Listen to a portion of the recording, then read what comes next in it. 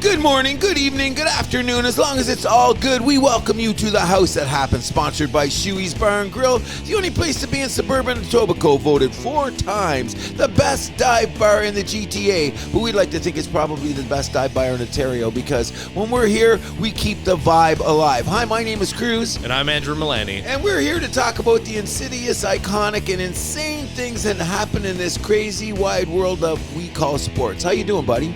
Good. How about you? I'm feeling confident about tonight. Oh, I'm glad he threw that in right away because people, we're going to take a little extra time because you know what? Let's cut to the chase here. We got to talk some Toronto Maple Leafs in all angles, all history, all family related, all words on the street, whatever you want to say about Toronto Maple Leafs, we got to get this out of here because you know what, Mr. Milani? Let's cut to the chase on this right away. I want to say something about what's going on in the city here, and I'm kind of like, I was very positive about Toronto on Thursday.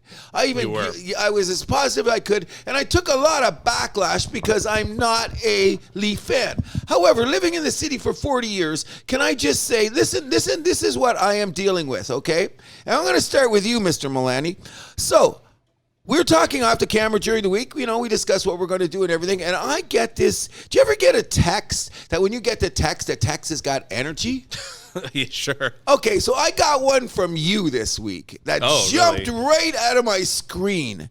That I said, I hope they win tonight just for guys like you. And here's what it was. You just said, I seen the 3 greatest Leaf playoff games of my life.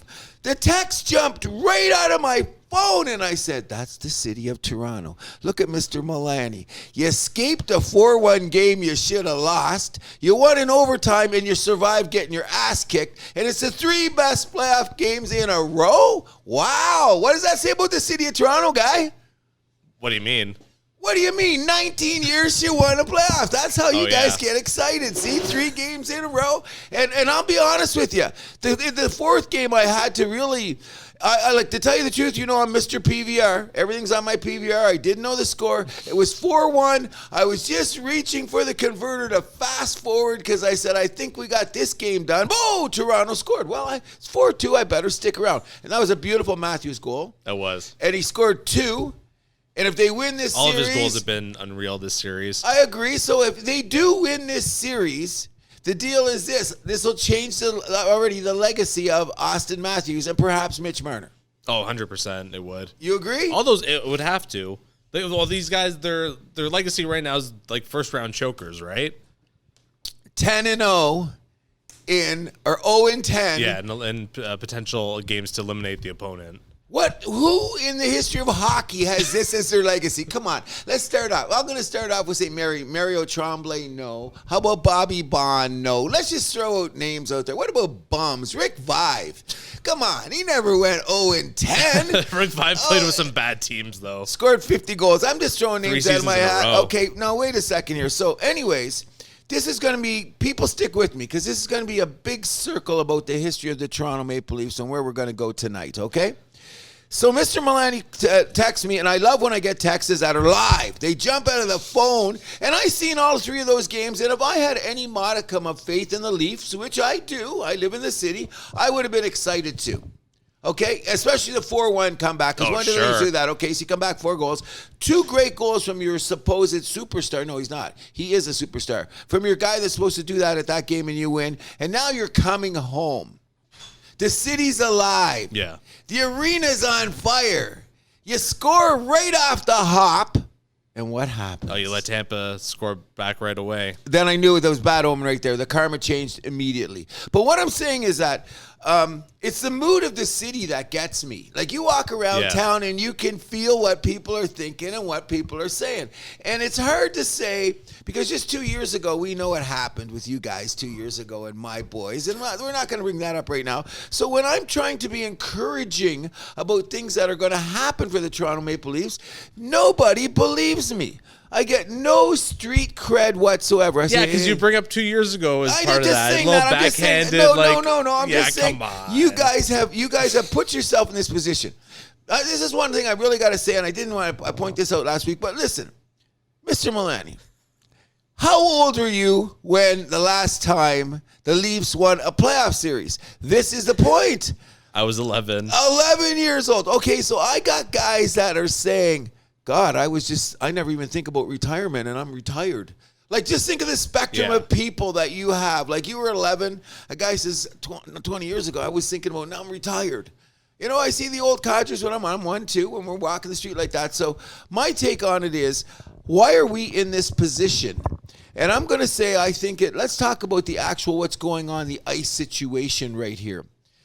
First of all, I'm going to say that I'm thinking that Samsonov is a bit fraudulent, okay? I'm going to call that out right now. He had one great game. He saved your bacon in the overtime game. Outside of that, the guy is constantly on his knees. If he continues to be on his knees, you guys going to lose. Now, he's not responsible for the Game 5 loss. But what did we discuss? All Samsonov has to do. Ooh, he might have been responsible for the Game 5 loss. Oh, really? Okay, so I Did didn't you want see to go those there. goals he let in? I didn't want to bring up the fact that what book was he reading when he was on his knees? Was that a prayer book? Was he on a pew? Was he going, Jesus, get me through this game? I think besides Game 1, that was his worst game of the series. Oh, no doubt about it. No doubt. He wasn't calm at all. He was all over the place.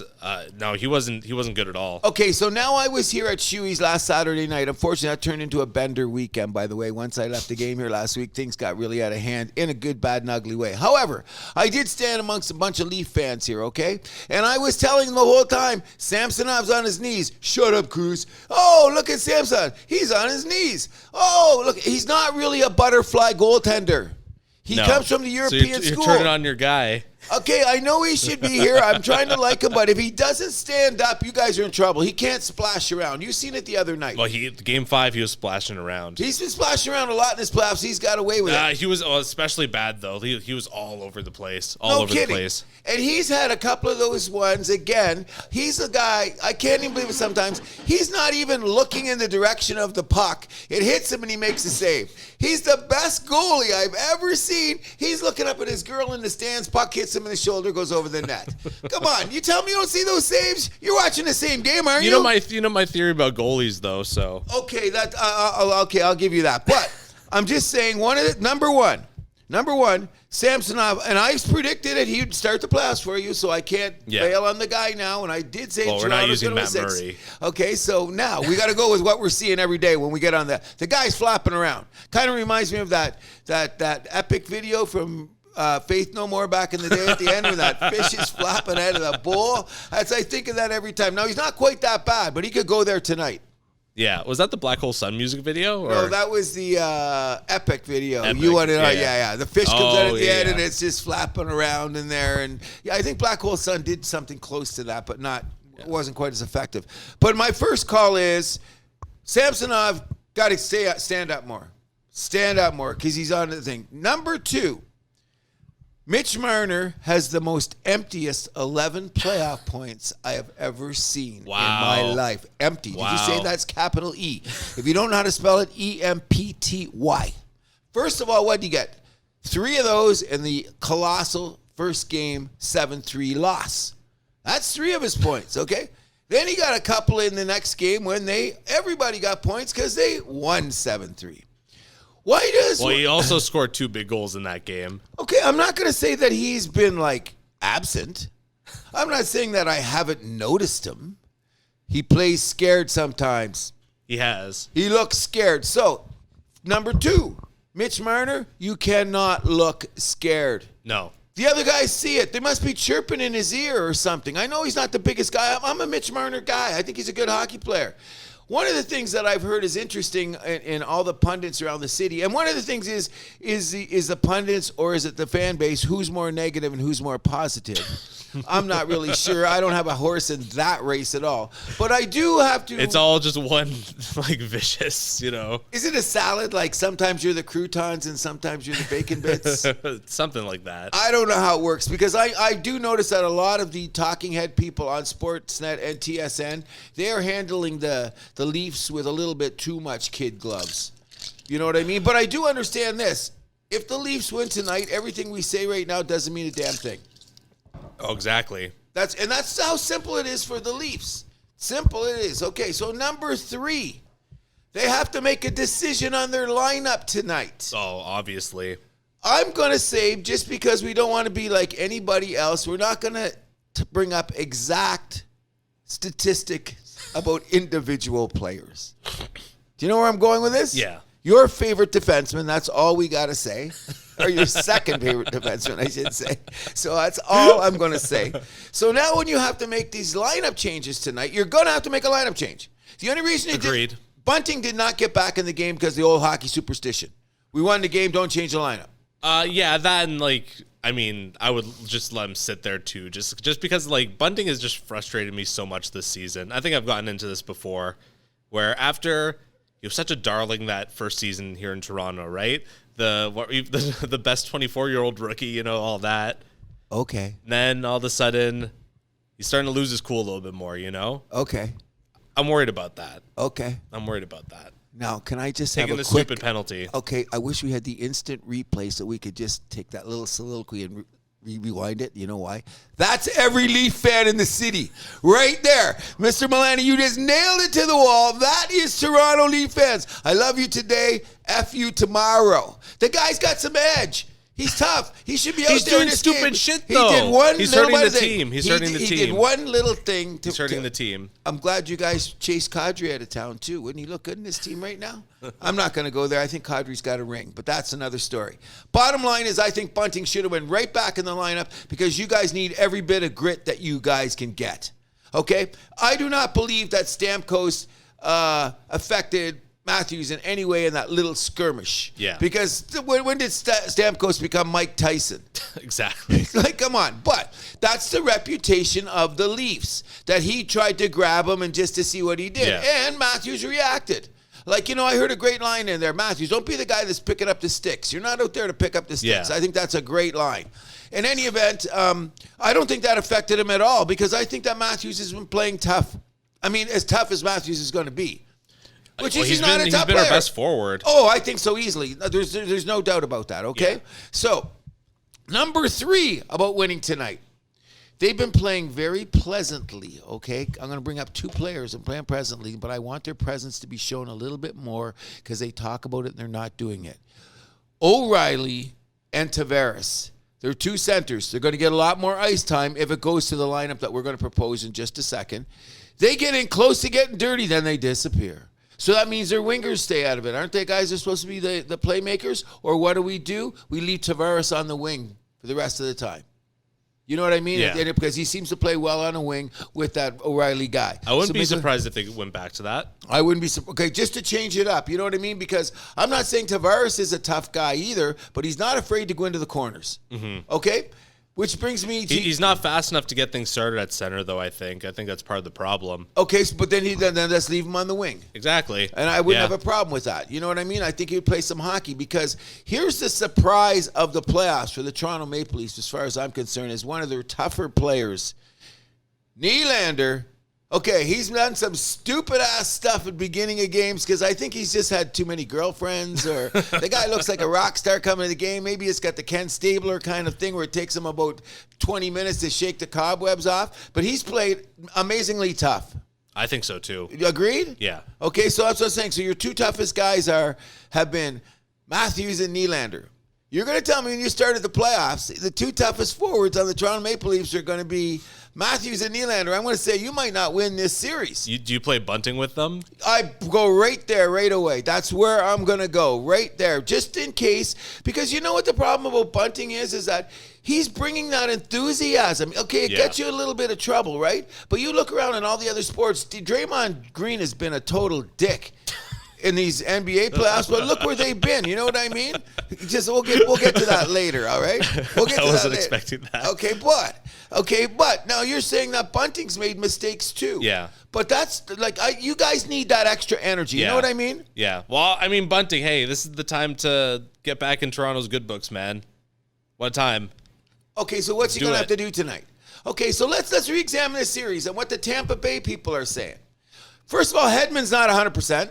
No. But the guy is so big and so experienced, he just clogs in the lane. He's so good. Oh, yeah. He's still so good. Exactly. So he's going there. The other defensemen have really picked it up. So what they're all that Tampa Bay is doing to me is with that Radish guy and the Russian, Sergachev? He's been very good. Oh, he's been outstanding. But they play laterally, it seems to me. You know what I'm talking about? It's they found in a weird way where they're cutting off the lane. So when Matthews comes around, you know the way that the Leafs like to come up, cut it up. But I think the Leafs could keep playing like that because when they get the pressure going and it breaks, then the pressure is all in. Oh, yeah. You know what I mean? Like at the end of the game the other night, like they finally, like after all this time out of nowhere, they suddenly broke it. But you don't change, you don't change the girl you went to the dance with, kind of deal. You know what I'm saying? So I think that they're going to get pressure on because Tampa's the experience on that. They're whispering things to the Leafs. They're telling them about ghosts and I don't know, whatever it is. You know what I'm saying? And like you got guys like Braden Point, the 50-goal scorer. They pretty well they've stifled him. They've checked Kucherov relatively well. It's been the 6-12 forwards that's been playing better than Toronto's 6-12 forward, which gets to the house that happens. What's our suggestion for the lineup change tonight, Mr. Milani? Play with 7D. 7D? Okay, so you're with me then. I want to see Matthews, Marner, Nylander, Tavares, O'Reilly. all play 26 minutes tonight. Oh, man. I want to see them all. What are they saving themselves for? If you lose tonight, you ain't winning game 7. I'm saying it right now. You guys will be the biggest schmucks going. If you blow this game. Now, here's the thing. We're all bloviating so much about where Toronto is, but it's your history, guy. Yeah. Why is the city feeling like this? You know what I mean? Yeah, well, it's been a long time. There's little old ladies I have never met living in your neighborhood going, oh, no. Oh, no, we got to win tonight. Oh, no. And then they go, but I've been saying this for 10 years. Like, come on. 19, actually, but like the last 10 with this crew. Well, yeah, for a lot of that time, they were really bad. But we're here right now. And the thing is, what you have to do is you're going to have to change history. Because here's something that you haven't done yet. Okay? At the house that happens, we keep tabs on the Habs. So I'm just saying this. Montreal still might win a playoff series before the Toronto Maple Leafs. I'm going to keep saying that until you win. And it's tonight in Tampa, Game 6. What if you lose tonight? What do you got to say? What are you going to tell me? What's your team going to do tonight that's going to make them win? Game 1, they got slaughtered. Take one game at a time. Game 2, Tampa Bay shit the bed. Toronto got back. Game 3, I think, is the best game of the series. In my humble opinion, was the best game of the series. And Samsonov played his best game. You won in overtime. Very good game. Very good goal. You got the dirty goals. You were playing dirty in front of the net. You didn't play dirty in front of the net in Game 5. All the goals that you scored in Game 4, when you made that great comeback, the best tip ever by Matthews. This guy, how does he get his stick on the puck? Because he's a superstar. He had an amazing tip in game that was two as well, right? Game 2, yes. The guy can pick the puck out of the air. No, he's incredible. Okay, so now you got that game where Matthews has those great tip-ins and you win in overtime again. So how much have you really outplayed Tampa Bay? Oh, we've been outplayed most of the series. Oh, did you say that? Did I hear that? Toronto, did you hear that?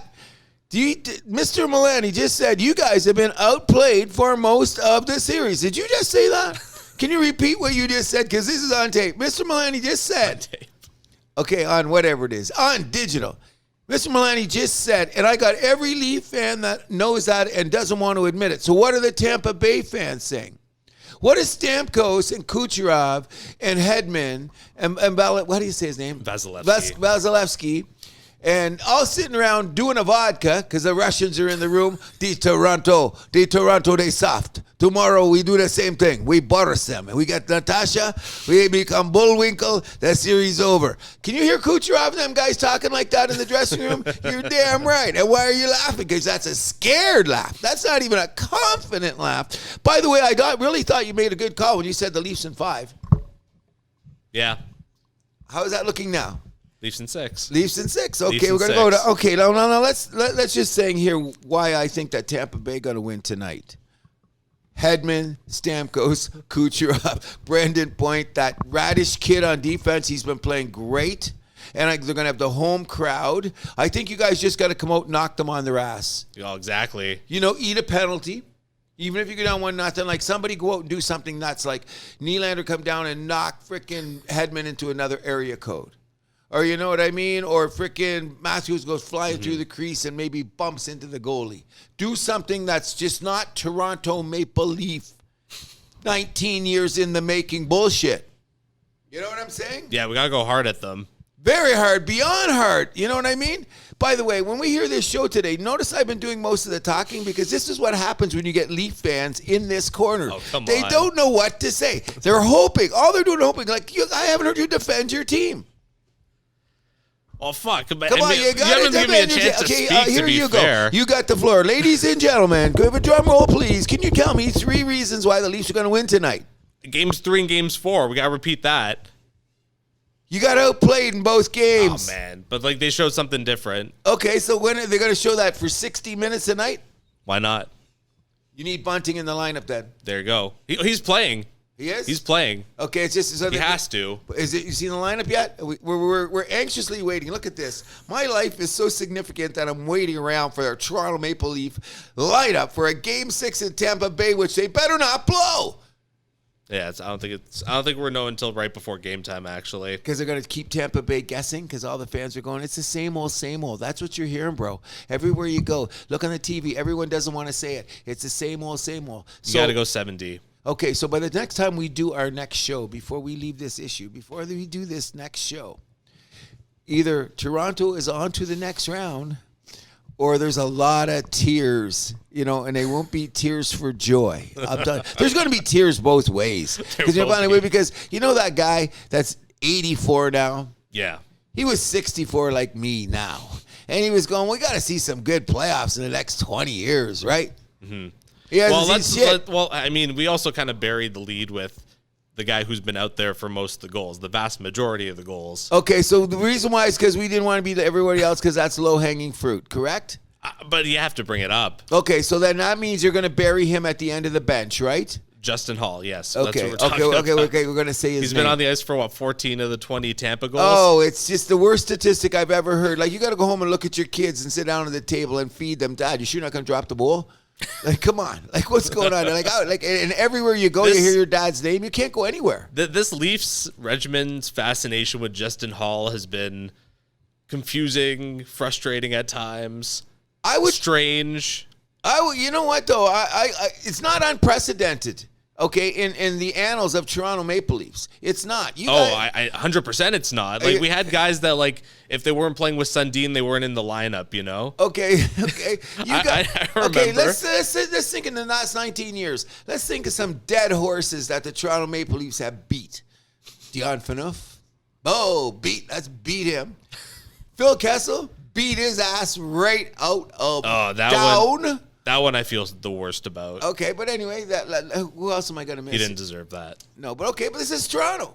You just beat guys. Bunting's in the beating line right now. He just doesn't even know it yet.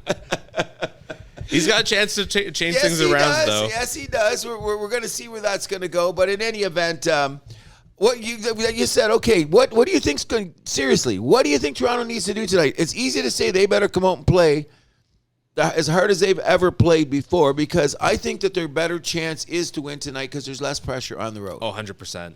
So why did they blow these great crowds in Toronto? That was one of the better. Like, I've lived here 40 years, and I've always said this about Toronto crowds. They can be damn lame. Because you know what? It kind of reflects what Canadians are kind of like. You know what? We're polite, bland, and sometimes cranky. And right now, the city of Toronto is sometimes cranky. Yeah, it's pretty cranky. You know what I mean? But if you win tonight, everybody happy. The crowd. It was a little disappointing that, like, the crowd just went completely dead silent after that third Tampa goal the other night. Like, it's 10 minutes, you're down by 2. Like, come on, polite, get up, bland, get up. Come on, Toronto, cranky. get the fuck up. Bland, polite, and sometimes cranky. Why is it that, like, Raptors and Blue Jays crowds are more rowdy though? Because you guys thought you owned the color blue. You've been settled in for so long, you think that they're like bad cousins. They're like the kids at the party that always act up, and you're the good kids that came with the cool car. You were the ones that got the weed. You got the older brother that got the beer. Why are these guys all idiots? But they're the ones that's stirring up the party because they brought the band and they brought the cool tunes. That's what it's like. It's as simple as that. Don't you agree? I don't know. I'm older than you. I'm telling you, the thing about this city is it's the Toronto Maple Leafs. Like, You're like that. Did you see how they just went dead? Even the Raptors, when they were losing that game, the game to Chicago this year, when they were like, well, the wheels came off now. They were up by 19, true. and the wheels came off. What were the fans doing? The fans were still screaming their asses off. Yeah. You know what I mean? They were still going, come on, guys, we still think you got it.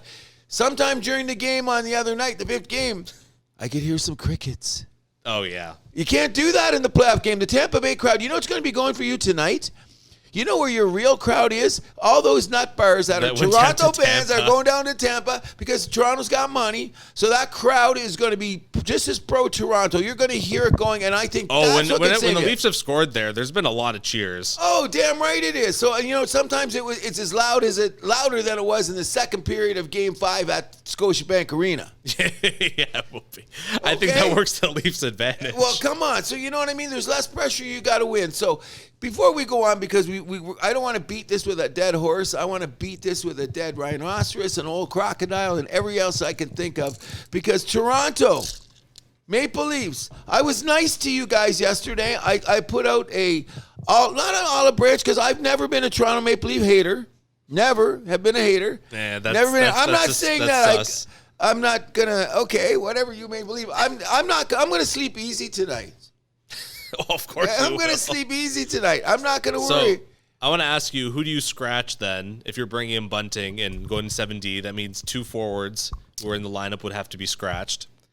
Okay, does that mean we So, obviously, it's not going to be Matthews, not going to be Marner, not going to be Tavares. Okay, I'm scared to sit the Lafferty guy because he showed some grit. Even in those tough those games that you had to come back. Me too. You know what I mean? So I don't want to take him out of the lineup. So it's going to have to be. I think Aston Reese has got to be. Despite he has been playing good, and he got a goal, the big goal. That he did. And you know what they say? He's a key favorite. But I say he's got to go.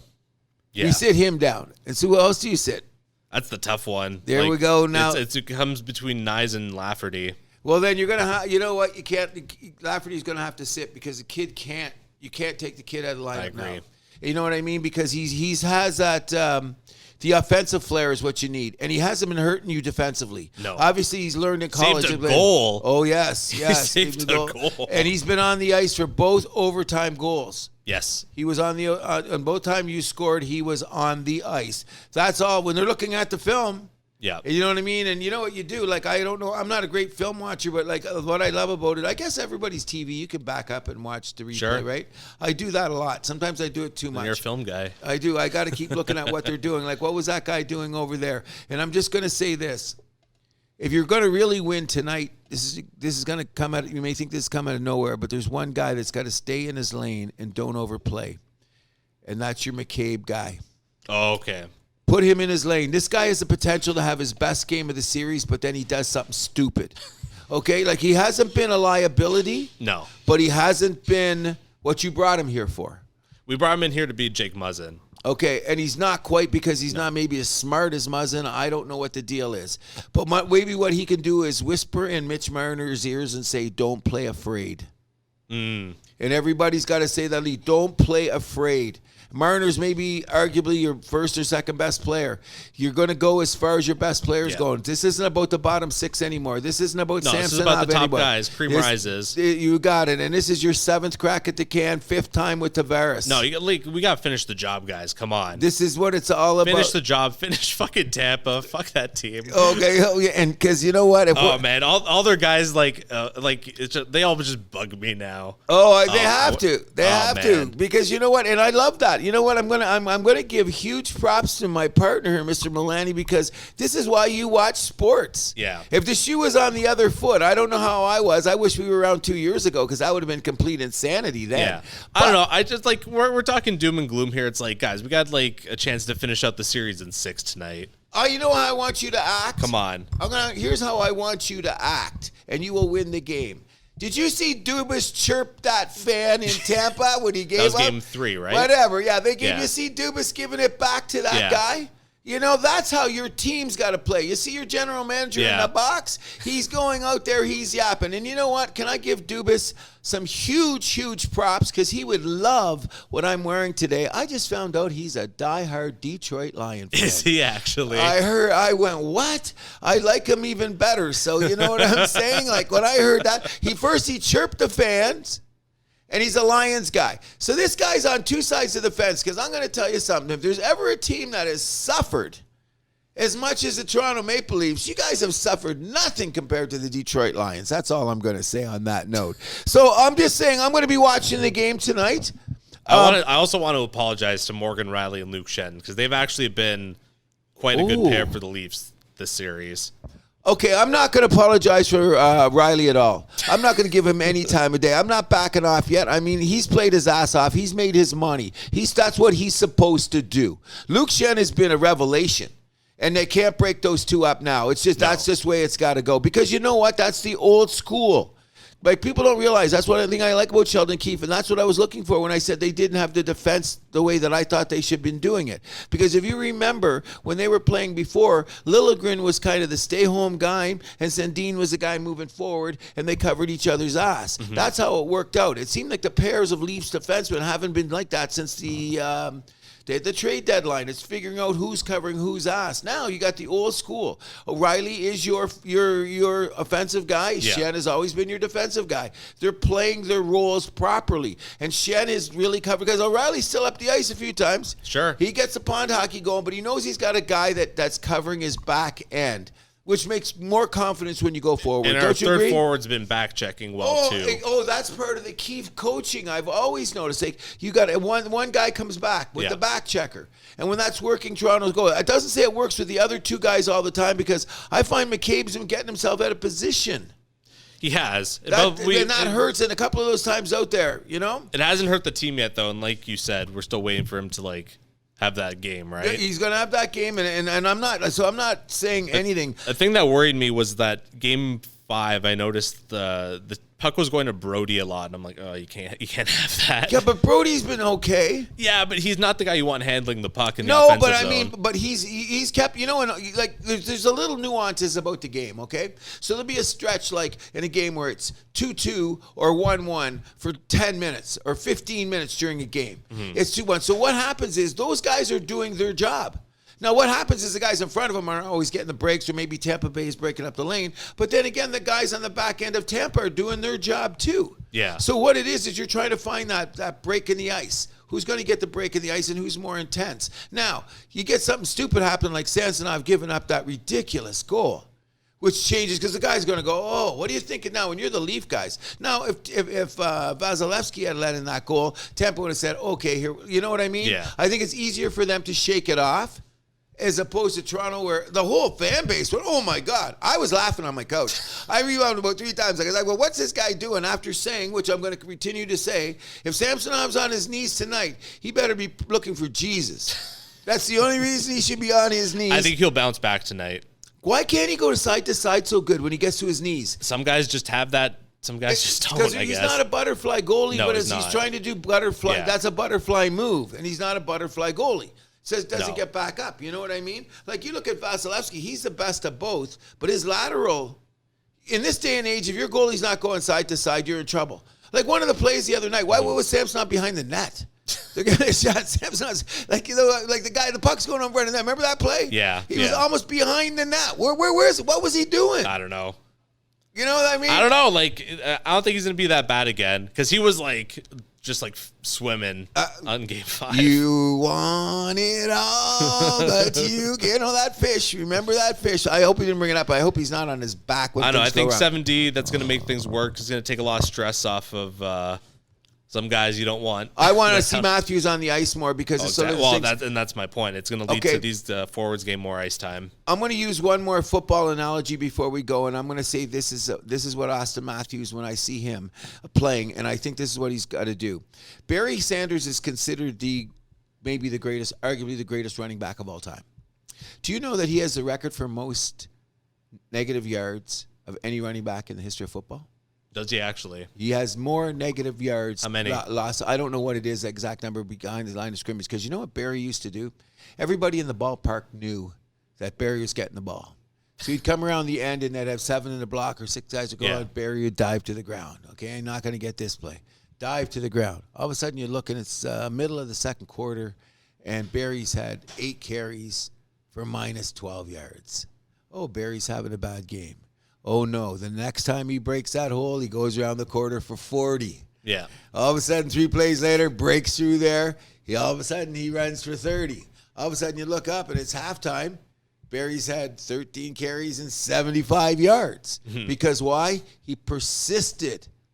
That's what I want to see Austin Matthews do for the 26 minutes where he goes up the ice, and guys check him, and he keeps going forward. He might lose the puck or he makes a pass and nobody's there, whatever. Austin Matthews, keep going forward. And you know what? I'd love to see him with Mariner more tonight, but Nylander's playing tougher. He can't be playing on a line. That guy might feel scared for a minute. If you go 11 forwards, the faster the lines get scrambled up like that. So I think they'll all play together, and exactly. Keith will read the feeling of the game, the flow of the game. That's what I'm saying. Because if you want to talk about it, we're going to switch over now, and I'm not going to say anything about the Leafs. I'm just going to say this: good luck. Thank you. That's all I'm going to say. Even though it felt like a little backhanded good luck. But. Well, I said nicer things a couple days ago, and I took crap for it, so I'm just going to say good luck. That's it, which is what we're going to get to the rest of the Stanley Cup playoffs. And one of the crucial games tonight, which I'm going to glad to be seeing, is they're going to go there, as I'm still think he's going to go to the finals, and that's Mr. Connor McDavid and the Edmonton Oilers, who are playing what?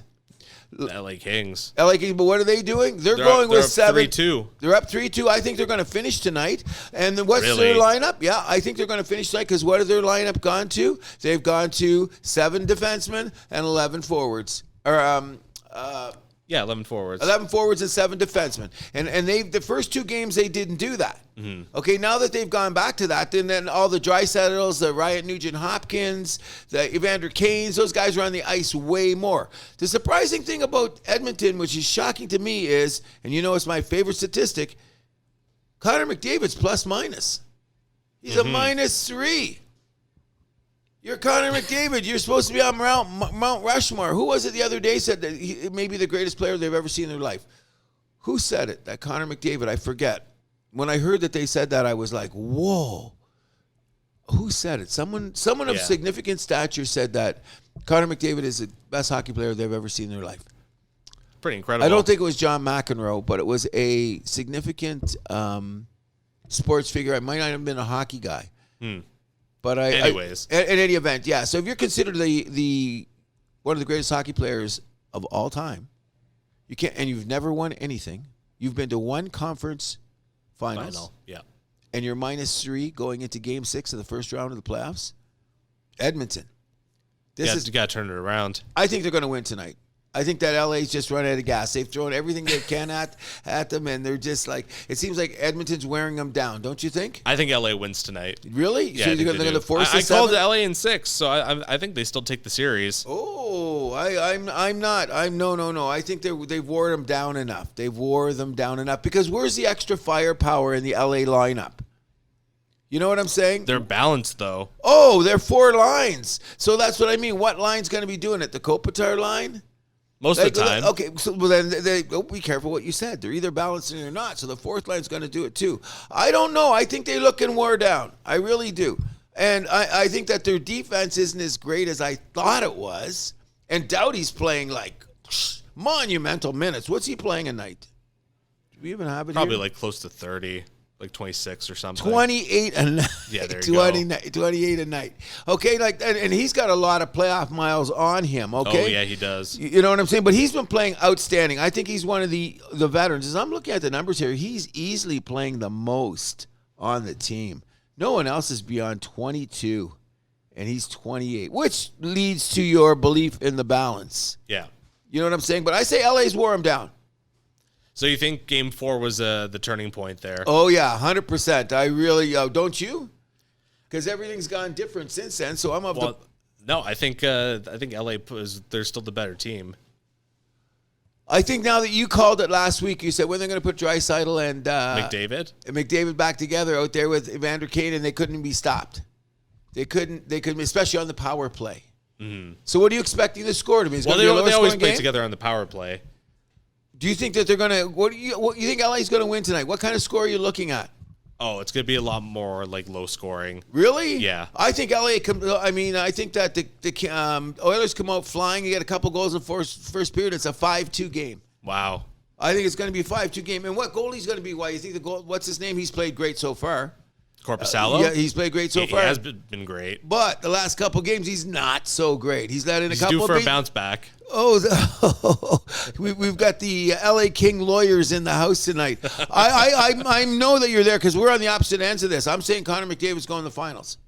Okay, that's what I said. So I can't back down that. Well, I said the Kings are going to the finals. And you said the Kings are going to the finals. So one of us is going to be right, one of us is going to be wrong. But I'm saying tonight, I don't know what it is. I just think the style of play is now getting to a point where it always seemed that LA was playing to make sure Edmonton didn't score. Yeah. Okay, but they were playing the speed game too. Sure. They were playing the speed game. They were going, but I don't think they had the offensive guys that they could match with the with Edmonton. So they were kind of doing the clog up the center thing too, and taking their advantage when they came, like playing like what would you call it?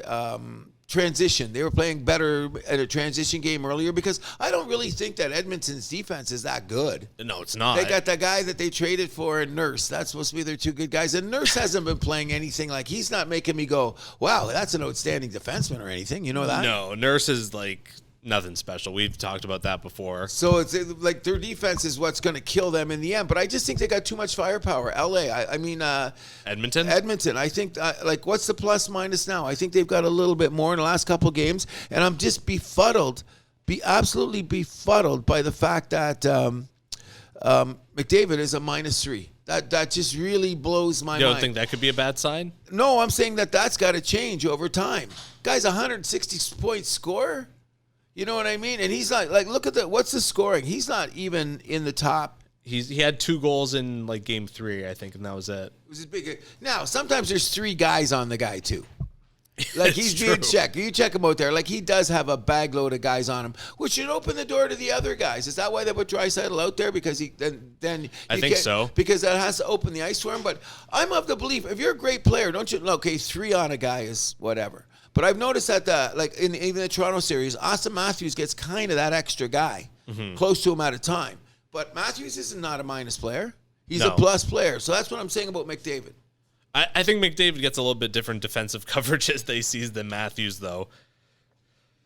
I think guys are a lot more scared of McDavid than anyone else in the league. Let's be real. Oh, no, I'm not going to deny that. Okay, so with you're that offensive firepower that you are, you're still a -3 in 5 games in a first round of a playoff series.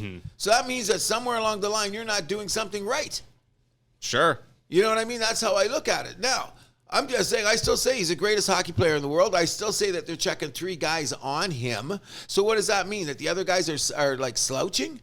So that means that 3 times on 5-on-5, he was on the ice and the other team scored. So if the other guys, if he's getting that much attention, shouldn't the other guys be open? Somebody getting a shot? Something should be going on. I don't know. I'm not a coach of an NHL team. I don't aspire to be one. But I'm not an analytics guy either. We know that. Yeah. However, I am saying that, come on, Connor, finish the series tonight. I'm going to miss Drew Doughty, though. This one's going 7. You going to go 7? It's going 7. We got a 7 call on that. I'm thinking LA's going to win. I mean, Edmonton's going to win tonight. I'll take that I'm not going to take it to the bank, but because anything can happen. Because we got to go to the other series we got to talk about here before we get too long and too winded and everything. Vegas, we got to talk about Winnipeg. The first thing we got to talk about is the coach, Mr. Rick Bowness. Yeah. Is that one of the best post-game pressers you've ever witnessed in your life? When else have you ever heard that?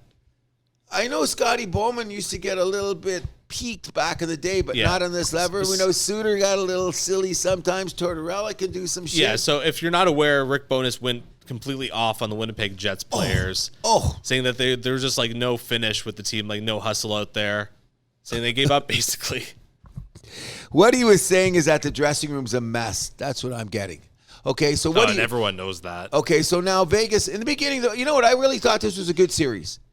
First couple of games, till Vegas just said, okay, we had enough of these guys, swept them off the ice and said, let's go. Well, it was kind of like not the reverse sweep, but like Winnipeg wins game 1 5-1 pretty handily, and then Vegas was like, nope, 5-2, 5-4 in double OT, 4-2, 4-1. Oh, and that's what I'm just saying. And they just like said, enough of you guys. And then what happened was there was like one of the things that Bonus said, which was true. There was no pushback. No. So what he's just saying is basically you guys were little bitches. You got slapped and you went home. Couldn't get along in the dressing room. They seemed like they had no chemistry.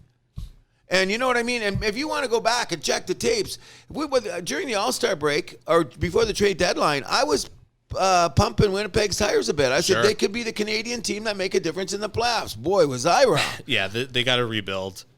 So they got to rebuild. Who leaves town? Well, if you look at the way their cap is structured, they have Scheifele and Wheeler both have 1 year left. Mm-hmm. Both of them.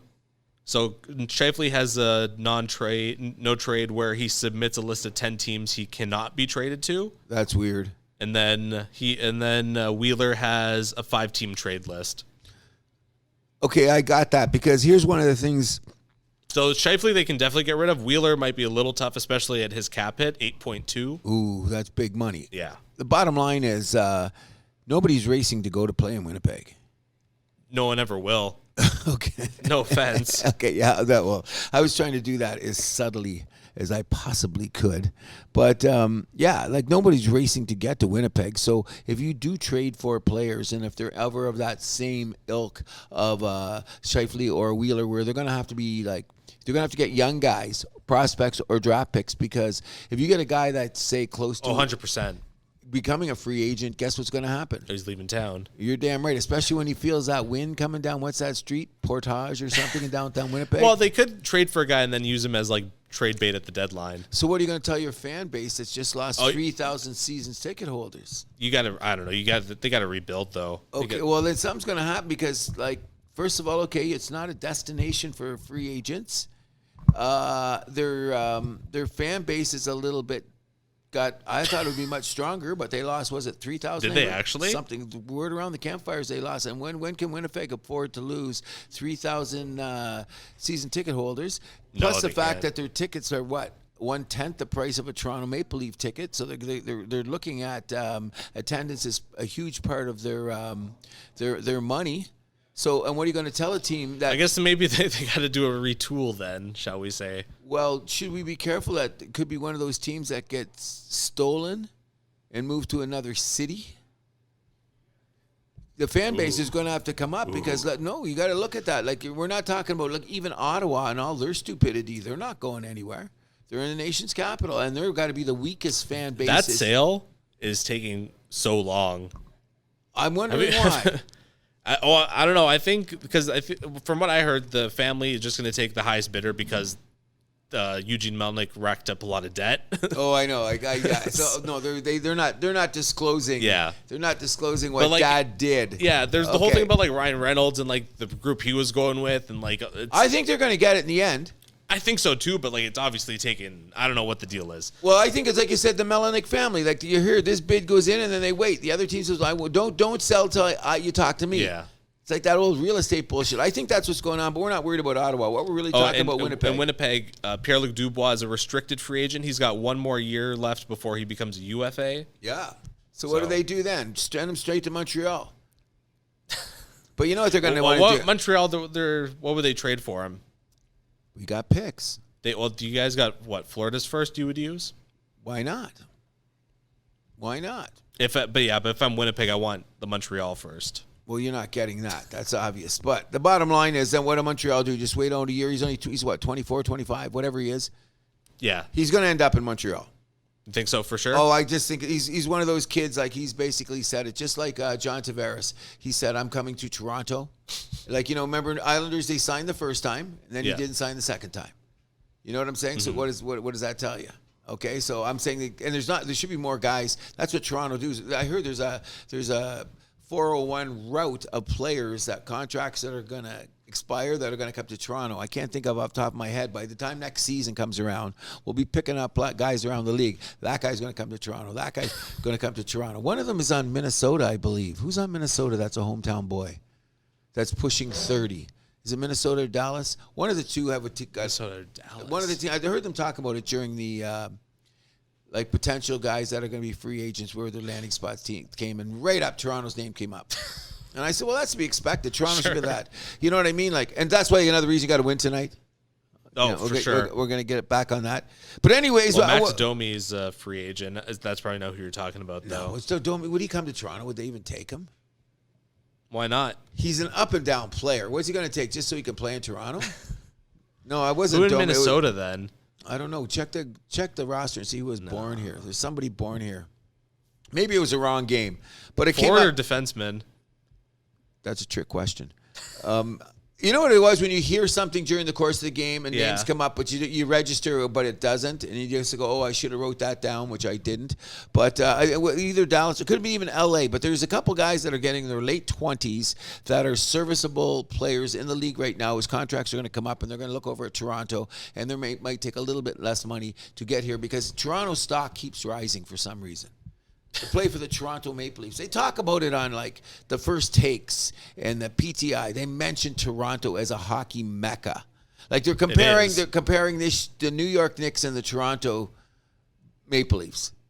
I've heard them comment. The thing is, the Knicks went on the first round because the Knicks have done about as much as Toronto in the last 20 years. Sure. Okay, so the Knicks have gone on. The question is, can Toronto go on? Because that's the sexy storyline in some of the American things who only know that the puck is black.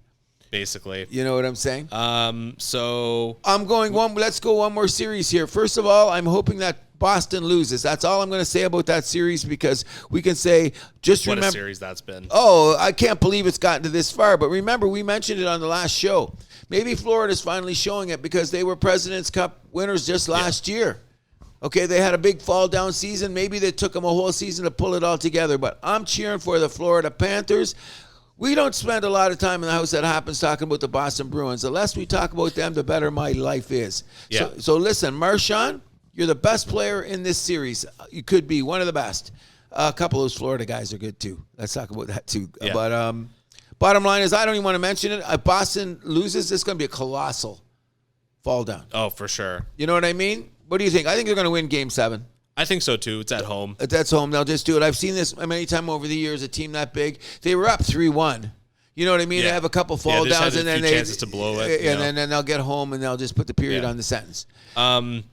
Dallas, I mean, they're looking really strong in that series against Minnesota. Mind you, Minnesota, we got to bring up that they shot themselves in the foot in Game 2 again. Oh, of course they did, unfortunately. But and that was, to me, remember, if you're going to go on the last show, I said one of the series I'm going to be seriously watching was Minnesota and Dallas because I like the caliber and style of hockey. But since that, it's been no. Like, Dallas has just been the better team. And sorry. Go ahead. I was going to say also, I think we all got played by Vegas a little bit going back to that series. Yes, we did, didn't we? They did what Tampa did with Kucherov to Mark Stone. 100%. 100%. I think that's kind of, you know what I mean? It's coming home to roost for them now. Because, like, they didn't even, like after the first couple of games, and Vegas is somebody to reckon with. Oh, they slipped through the radar, but like we forgot that they kind of became the bad guys the last couple of years, right? So does that mean what's going to happen with this? Yes, now that the dust settled, is Colorado going to win this series?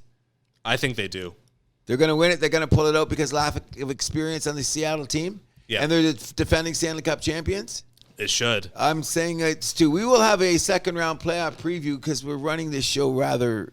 We talk so much about the Leafs, which isn't a bad thing. But as we race through the rest of it, because we got some NBA to talk about. Well, I just want to finish up Rangers Devils. Oh, that's exactly where I wanted to go to. That's where I want to make sure we talk the most. I think Jack Hughes has been one of the most exciting players in the playoffs. Oh, he's had 3 fantastic games in a row. He just looks like, compared to the first 2 games where he was almost invisible. Like, remember we were talking back then? We were going, what's wrong? And because I picked New Jersey to make the conference finals. Yep. You know what I mean? And I'm still thinking now because after we've seen what Boston has done, do you make you believe that maybe the playoffs are a little bit more wide open than we originally expected? Yes and no. I mean, the first round of the playoffs is always craziness, though. We know that. So, like, right? I mean, but like the Devils, credit to them. Like each game of the series, they've just gotten better and better. Especially those 3 wins: 2-1 overtime win to 3-1 win to 4-0 win. Oh yeah, that was solid. Like the 4-1. Like I think they got a chance to close it out tonight in New York. Yes, at Madison Square Garden. Yep. And I think they're going to do it. That's going to be a crazy crowd, though. I said Rangers in 7, so I'm sticking to that. I'm calling Jersey. You know that, too. But I think there's going to be a crazy New York. There'll be a Ranger crowd out tonight. Oh, 100%. All the celebs will be out. Everyone 8 will o'clock, be there. Madison Square Garden. Here we go on a Saturday night. New York Rangers night. against the dreaded New Jersey Devils. I'm saying I think it could be over, but it could go 7. I don't know. I'm going to sit on the fence in this one. I just think that we're going to see New Jersey in the next round, and we should say congratulations to the Carolina, one of the first teams that's moving on. Beat the Islanders 4-2 on the most horrific overtime goal I've seen in quite some time. Did you see it? No, I did not. I feel bad for Sorokin. It wasn't quite as bad as the Samsonov goal, but it was in that league. Oh, boy. Did you see he shot from the corner in overtime? Shot from the corner to go to the front of the net, and he was turning one way, and it bounced off his skate, went in the net. Oof. But Carolina's going on. I think that's it for Carolina because I think all the dust is going to settle in the second round. You know what I mean? Like it'll start getting back to normal. Like when Boston will win, and Boston will win the next round, which will probably mean they'll beat Toronto in the next round. Carolina always seems to lose in the second round. So they're one of those teams. And it's going to be Jersey. And right now, the eye test tells me that Jersey's a better team than Carolina. I think no matter what, whoever takes that series beats Carolina. Either team? Either team. Rangers, you know what? They have some chemistry. Rangers are one of those like team of destiny. Let's be real. The NHL loves them. Of course, they're gonna get all the ref love in the world. Oh, of course. As I was saying, the crowd tonight's going to be crazy. They're going to try to go 7. They're going to give them the chance. I don't think anything is going to not go the Rangers' way tonight. That whatever you can man behind the curtain can do, so to speak. But I'm going for Jersey. I think Jersey's going to do it. We're going to see them in the next round, which should make it by this time next week. We will be because I think we'll be in the second round by this time. We'll be the second round by this time. Yeah, so hopefully we can call as many of them as we can still before they start. Well, there's still 5 seeds left to go, right? Okay, so we're going to be all calling them today, and we just spent a gazillion amount of time on the Leafs alone. That we're not going to make any decisions. I'm just going to call this. I think that really quickly, I think Edmonton's going to win the series. I think Jersey's going to win their series. I think Boston's going to win their series, and Dallas is going to win their series. How about Toronto, Tampa?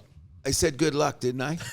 I said good luck. I did pick Toronto in 6, so if they win tonight, I'm going to look like Nostradamus, but I do that precariously, I believe I told you. I thought if they had molded into 1-1, 2-2, stole the game, went to Tampa, won. You know what I mean? I didn't think they would roll up 3-1, and then tonight's their chance. Let's see what they're going to do. Good luck to Bunting, baby, let's go. Bunting get in the lineup, and we're going to see what happens. Mitch Marner, don't play scared. And Toronto, the city. We all got to go to work on Monday anyway, don't we? Just remember that. We're not getting paid like they do. And it's been an interesting playoff. But speaking of playoffs, we got to switch gears, because we got to take some time to talk about this ridiculous thing called the NBA. Yes. One really big upset. It kind of stole the show. Of course it has. Now, are we talking about nothing but assholes here? Do you really think the Lakers is a big upset? I'm not talking about the Lakers. You're talking about the Knicks? No. Miami over Milwaukee. Yes. Okay, we're going to get to them. First of all, can I say one thing about Giannis? That was the greatest presser I've ever seen when that guy told him for second year in a row, ask him if did you are you a loser? Is it disappointing? Did you see the presser? Yeah. Amazing. I got to give Giannis credit in the world. I'm going to tell you this much about that series. Giannis wasn't 100%. No. You know what I mean? And that had a lot to do with it, which I'm going to say the rest of your team is kind of fraudulent because they should have been good enough to back it up. It just goes to show you that the power of the NBA, the power of one player in the NBA, and that's Mr. Jimmy Buckets. Have you seen that guy play? Set the Miami record for most points in a playoff game. I couldn't believe that. Oh, no, he was unbelievable. 56 points. Oh, he went to – have you seen that time there when the game was close? And he went to Spoelstra. He just looked over. You could see him saying, "It's my ball now." Now here's but here's one thing that people didn't realize. Did you know who his wingman was the whole time? Who did all the dirty work? Once upon a time, Toronto Raptor, Kyle Lowry. Kyle Lowry. Kyle Lowry had a series. People don't realize. He wasn't starting, though. Doesn't matter. He was on at the end. And he did a lot of dirty work. And especially in the Game 5 there, the steals he had to set up Jimmy Buckets, like people are playing. That's an experienced, that's an NBA champion, first of all. Okay, who has played in some ferocious battles in his career against LeBron, the loss, having won a champion himself. He is battle tested. I'm telling you, Jimmy Butler could not have done it without Kyle Lowry. Well, there we go. I watched the games. It was Lowry of old taking the charges. Steals, defending the toughest guy on the other side. Like he went at Middleton, he went at Portis, he went at Drew Holiday, who's supposed to be the almost defensive player of the year, so to speak. I want to make a huge shout out to Kyle Lowry. That's basically Huge shout out to Kyle Lowry. Yes. How about the team that they're going to be playing in the next round, the Knicks? I want the Knicks to win so badly. We do. We were just talking about the Knicks because they're the New York Knicks. When I first started watching basketball 50 years ago when I was a kid, it was like I had uncles that always said the New York Knicks. I always I had a little inkling for the Knicks in their losing to Jordan days even because I grew up a Piston guy. So once the Jordan beat the Pistons, like what? I'm going to suddenly jump on the Jordan bandwagon? Not going to happen. Full disclosure, I've never been a full Jordan Bulls guy. We know that by now. I respect Jordan tremendously. Sure. But I just like the same thing. I'm not no big LeBron guy. Yeah. Like I've never jumped on no LeBron bandwagon, so to speak. But I think the Knicks, with Jalen Brunson leading them, this guy's a special kind of leader. I'm not saying he's a Kawhi Leonard. Yeah. But I'm saying he's got that kind of leadership where he's not afraid. He can take the shot. And it's the guys around him because Julius Randle basically did not play the last game and a half for the Knicks. People don't realize he was on the bench with the ankle injury and Thibodeau benched him in the game before because he was terrible. Yeah. We got to start moving on through these series, though, because we're already an hour. Okay, yeah. So, Boston, Atlanta, I owe you a beer because this one went 6. You know what? I'm glad that Jason Tatum apologized to Janet Jackson for pushing her show back because they didn't win the game. I respected that from Mr. Tatum. But I'm going to tell you this, okay? I can't believe that happened. Oh, it was hilarious. I love when we hear those little tit-tats about what happens with the game. But I'm going to tell you this. Boston, you better tie your shoes because you got dressing room problems or something's going on with that Celtic team. I'm going to tell you what. Our bitch of the year, Trae Young, came down in that Game 5. And when he was pulling up for that three-pointer, why didn't someone go out and check him? I would have went to the line. I would have knocked him on his ass, made him make Isn't that what Marcus Smart's job's supposed to be? Exactly. And Jaylen Brown went out there and they said, okay, shoot, kid, what do you got? I am not a Trae Young fan. Everyone knows that. I've got no time for this little schmuck.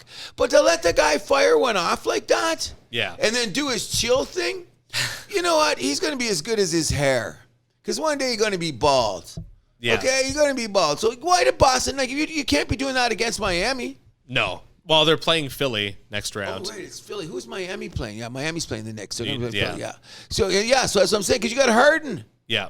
You're going to have Harden out there and Maxey. Well, and moving on to Philly, like, not really much to talk about there. No.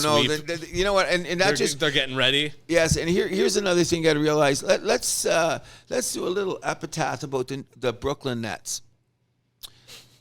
Okay, the team got shambled, and then Philadelphia just kicked them to the curb hard. I really feel sorry for the organization because people don't realize this. I feel bad for the fans. Oh, the fans too. Come on.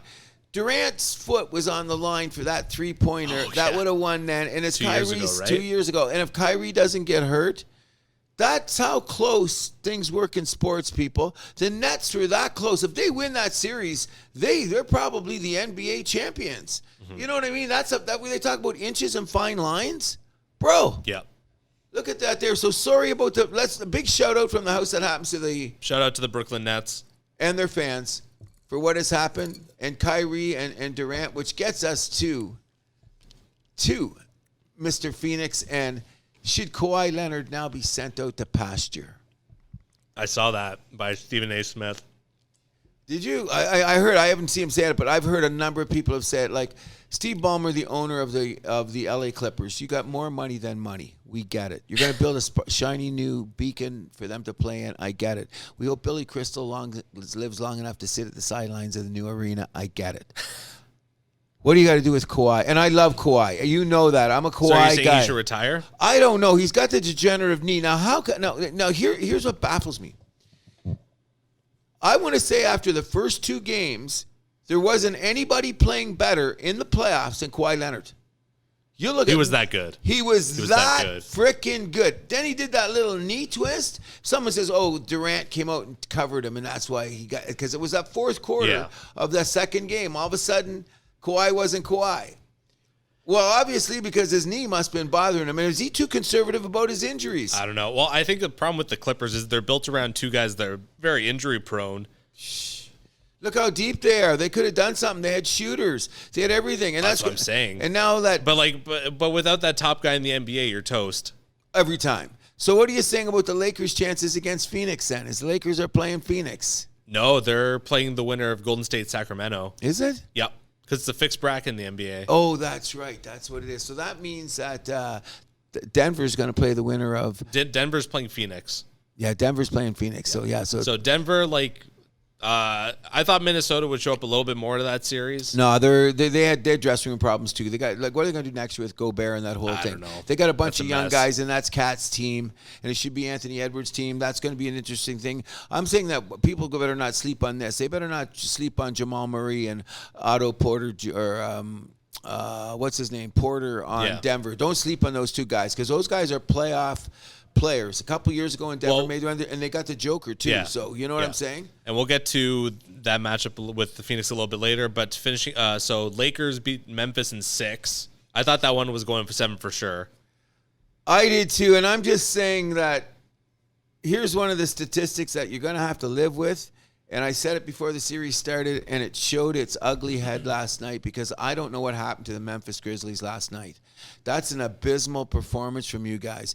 Dylan Brooks, I was your biggest supporter. You got to go sit down. Ja, I know you had a bad hand. Yeah. Bane, Jared Jackson, they're all kids, bro. So you want to hear my story with that game last night? So I was kind of channel flipping right between the hockey games and basketball. So I was kind of going mainly back and forth between Seattle, Colorado, and what's the other hockey game? Minnesota, Dallas, I think it was, right? And then I was like, I'll catch Memphis and Lakers. I'll catch the second half. I checked my phone. It's 70-45. I said, what the heck? Oh my God. Everything that could go wrong could go wrong. Memphis, do you show up? They got off the plane. They left Elvis back in Memphis. They should have brought Elvis along. It was very disappointing for someone, especially like me, who has to eat a little crow now because, before it started, I was all Memphis. I was M&M, Memphis and Milwaukee. So that tells you what I know. Well, we knew the Lakers, but you mentioned how the Lakers were top 5 in plus defense. minus. Oh, yeah. Oh, they were. No, since that trade, and they were. Trade deadline. AD's still going to have to play better. He played better last night. But AD can't take game on, game off, game on, game off. No. So that means Golden State could play Lakers. I'm saying no, man. Let's go Sacramento. I called Kings in 7. I'm sticking to it. Yes, I think the Warriors used their road win too early. One thing I want to talk about, though, in the NBA, and we didn't talk about it too much in the NHL because it hasn't reared its ugly head as much in the refereeing department, and Toronto should be maybe worried about who they're going to get ref next couple of games. But there were some things that went on in the NBA in the last week that I've just got to say, wait a second here. How do we decide on the suspension, and how do we decide on the flagrants? Okay? One of the changing points in the series of the Memphis LA Lakers is, and I'm a LeBron James fan, he's the greatest scorer of all time. Okay, but isn't he now in L.A.? Isn't that now La La Land? Didn't he take acting courses? Didn't he star in a shitty movie? When Dylan Brooks hit him... He's been in many movies now. Okay, when Dylan Brooks hit him, I'm saying that's the greatest sell job I have ever seen in my life. Now, let me tell you this. I do not ever want to have the opportunity to see how hard you get hit in the nether regions to see where you drop to the ground. I do not want to be the crash test dummy for that scenario. Okay, so I can't say exactly what velocity came at what trajectory that made LeBron James look like. I thought he got assassinated. I thought someone was a crowd with a gun and shot the man when he went down because Dylan Brooks made that sweet play to go to get the ball. Dylan Brooks really is not a dirty player. No. He's not really. No. Is he an aggressive player? Yes. Sure. Is he a good defensive player? Sure. Did he shoot like shit? Yes. Sure. Okay. However, I'm saying LeBron James went down like assassinated. I think he sold it, in my opinion. That's basketball now, though. Unfortunately, it's getting like soccer bad. That's my worry. Oh, the flopping. I'm saying that, you got a point there. So now let's say the other way. So now Dylan Brooks got thrown out with a flagrant 2. Okay, disrupted the flow of the game, whatever. LeBron, you got away with it. You're the king. We got it. You're LeBron. We want you in the playoffs. I'm still saying that's one of the greatest flops I've ever seen in my life. Now let's go to another game where Joel Embiid does kick a man in the groin. Okay? It's a common foul. However, by the fourth quarter, when Harden pushes off Buddy and he goes down like a bag of freaking wet cement, Harden gets thrown out. I don't understand the efficiency. I don't understand it either. You know what I mean? Like, if you look at the 2 fouls, it was atrocious refereeing, and the NBA should be just, like, calling itself. There's nothing you can do about the LeBron situation because that was a shot to the nether region, and nobody's going to question that kind of nonsense when The it goes Embiid down. Harden stuff. That was brutal. You know what I mean? So what happens is you can't review everything. So what happens now is the Claxton kid gets thrown out because he did his aggressive thing to Embiid, so he already got a tech. For that little confrontation.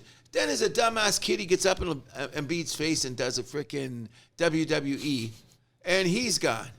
But that's a taunt. You can't be doing that. Did you see the kid's taunt? It was brutal. No. Had to go. Now, if he didn't have one tech on him already, kid, remember where you are in the moment of the game.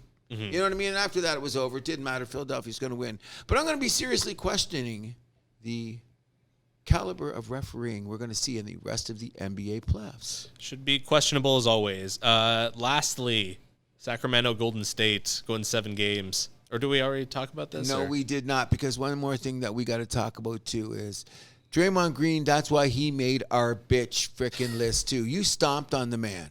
Yeah. Okay, no matter, there's no getting around that. And the way that he's danced around it, and then now I'm going to put it to you this way. Draymond Green has played a little bit better in this Sacramento Steel, and he came up scoring because they challenged him like they challenged Dylan Brooks. You leave the guy alone, it's almost embarrassing. Shoot, guy, what do you got? Yeah. Draymond did play well, but I'm glad that the Sacramento kids got up and stood up in San Francisco last night, because when they lost, you know what I mean? When Golden State won that Game 5.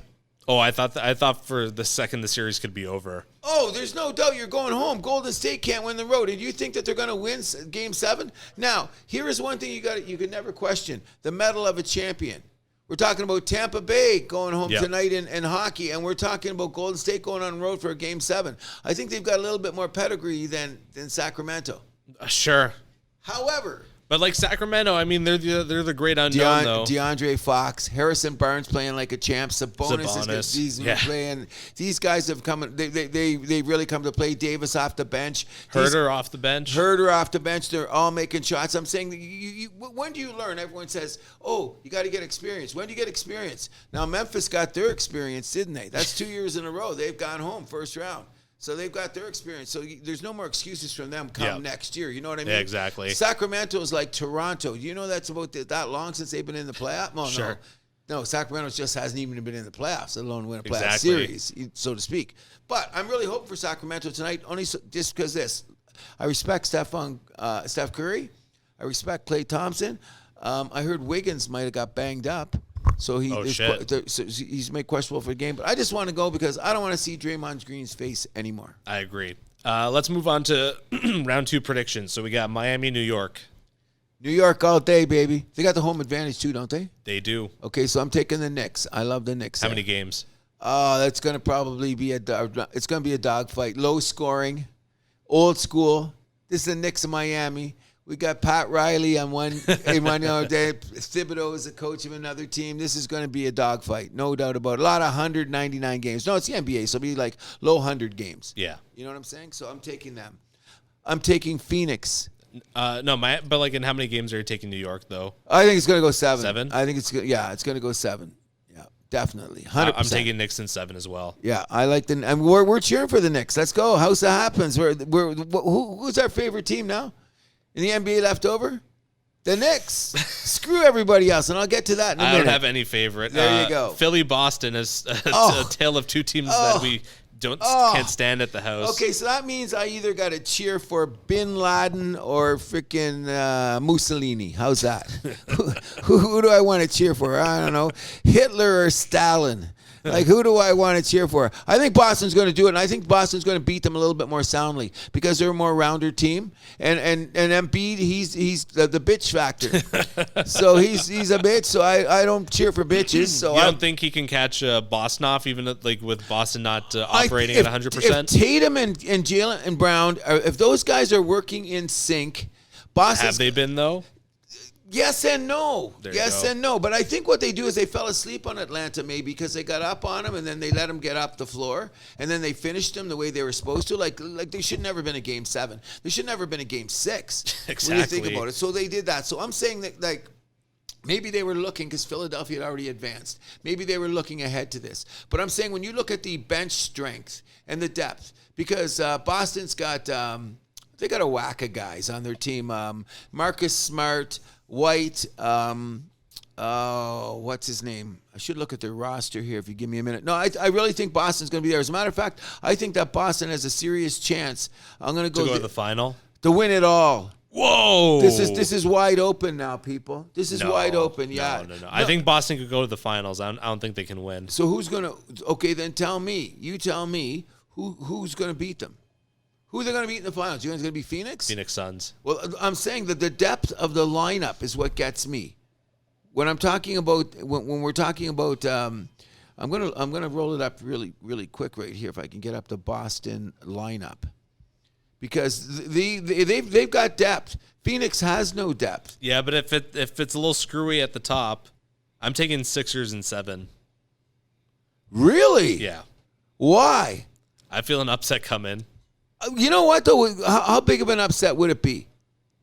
Pretty big, considering that Boston went to the finals last year, and Philly, have they even been to the third round? No, they haven't got it. They keep getting knocked out. Remember? Yeah, I'm happy for that because I hate them. Oh, I think their best chance before this was the Toronto year, 2019. Oh yeah, definitely. If because they were the only team that took the Raptors to 7. That's right. Considering that Golden State got injured, but that's another story. Okay, so let's just take a look. I brought it up here. They got Malcolm Brogdon. He's the sixth man of the year. They got Marcus Smart. They got White. Okay, they got the vulnerable veteran of veterans to have Al Horford. Oh, sure. You know what I'm saying? Now they got Pritchard coming off the bench. They got and Gerald Williams, who hasn't played enough. He's had that injury problem, but and Williams and the other Williams is playing center. So they got depth down the middle. So I'm just saying with that lineup, as opposed to looking at Philadelphia, I don't see Philadelphia being as I don't think their lineup is as strong. That's all I'm saying. And then they're going to beat down on Embiid because they're going to have Jalen Brown going at him. They're going to have Tatum going at him. They're going to have White going at him. They're going to have Horford going at him. So in the long run, we're going to see. Okay, so you're saying 7. I'm saying Boston in 6. Okay. Boston in 6. Okay. Moving on to the West, Denver, Phoenix. Taking Phoenix, but that's going to go. I think it's going to go over quicker than people realize. I'm going to take Phoenix in 6. I'm going to take Phoenix in 5. Wow. No. Denver, you got to remember they were conference finals a couple years ago, and then all those injuries. So I'm going to say, you're going to say in 5. More power to you. So how that happens, we're leaning heavily on Phoenix here. So when we put in our online betting, don't screw us up. You know what I mean? Okay. And then I'm taking the Lakers over whoever wins that Sacramento Golden State series in 6, no matter what. I don't know. If Golden State does beat Sacramento in Game 7, that's going to be like. Then I think the Golden State matches up like very well against the Lakers. You think so? Yeah, like with their. Do you think it would be Warriors to the conference finals then? Yeah, would get beat by Phoenix and Durant. I guess I don't know. It's so wide open. I'm gonna just say I think Golden State's road record though is like it's gonna kill them. I don't think it gets them to the conference finals either. And I think the young legs are gonna wear them out on Sunday. Well, we're gonna see. I think the Lakers are gonna win that too. So what we're saying is that do you think the Lakers have a chance to go into the NBA Finals? I think they're losing to Phoenix. Who's got more depth? I don't know. I think We've said that's this, though. Phoenix has such a strong starting lineup where you could just stick those guys out for like 40 minutes a night each. Yeah, but then And not have to rely on their bench is like good enough. I'm not saying it's not. I'm just saying the wear down factor. I don't know. And Chris Paul playing 40 minutes a night at his age. I don't know. Look at LeBron's going to play 40 minutes at his age. There you go. So you know what I mean. So I'm not. Let's wait till we get there. Let's get after this round. We're going to decide that. But I'll say, okay, we can see the Lakers. We're going to see Phoenix, and we'll go from there. You know what I mean? We should move on to a little bit about the Toronto Blue Jays. It's been a very, very solid week. Oh, 100%.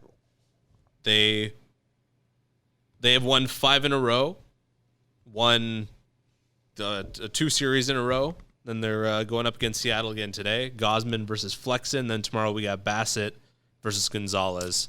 Then we go into Boston. Okay, the first thing can I say honestly is I'm going to apologize, the only time which I don't like to do, to Mr. Bassett for making so much fun of the guy and saying, is he going to get his act together and blah, blah, blah, blah, blah.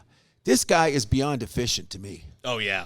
I want to apologize to the entire Blue Jays starting rotation. Yes, you should. Yes, you should. We had this discussion. I told you. Go ahead. What do you got to say about our rotation? Now, even though Manoah was a little sketchy last night, he still only gave up 2 and 5. He's the only guy that I'd say, like, where it's like it's worrying me that he's still not turned it around yet. The other 4 guys have been more than solid.